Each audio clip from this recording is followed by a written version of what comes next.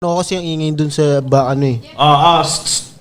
Tanong ko, dapat ko ba ibigay ang sa first time niya ang the best performance ko sa sex or ititis ko lang at dadahan-dahanin ko muna siya sa first time niya? Nagets ba? Hindi. Oh, nagets. Tanong ni Chris, may babae siya. Innocent. Paano mo isi-sex? Good question. Oh, like the best performance o yung dahan-dahan? Oh. Ako? Kayo? Ako dahan-dahanin ko muna. Ako rin dahan-dahan sa tingin ko. Huwag siyang biglain. Kasi una, hindi rin mo niya alam yun eh. Oo nga. Di niya Tsaka baka ma-abuse sa sa'yo pag ginawa mo yung Di niya ma-appreciate Oh, agad kasi, dun. syempre, pang NBA na yung larawan mo eh, no? Pang PBA Amateur muna, pang amateur. Lima-limahan muna yung level na gagawin ko. Kasi mabibigla yun eh, di ba? Yung sa alam natin.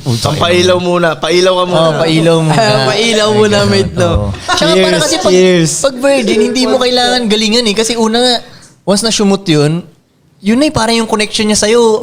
Kahit hindi ka pa magaling tol ha. Kahit nga mabilis ka sigurong matapos nun eh, yung connection niya sa'yo, mag-iiba na eh. Ayun na yun eh. Oh, yun na. Oh, hindi mo kailangan galingan. Oh, hindi mo kailangan galingan dun pag sa unang beses. Tingin ko wag mo ang galingan talaga. Dahan-dahan lang. Ako para sa akin, kung ako nandun sa sitwasyon, magiging gentle ako tol. At saka pag Diba? naubos yung galing mo, baka maghanap pa yan ng iba.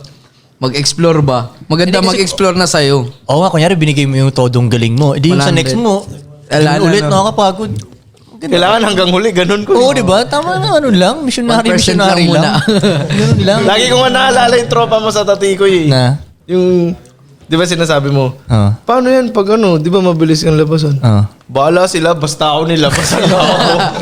Hindi ko problema yun. Problema nila yun. Tagal nilang labasan eh. Basta ako tapos na. Ganun siya mag-isip eh, tol.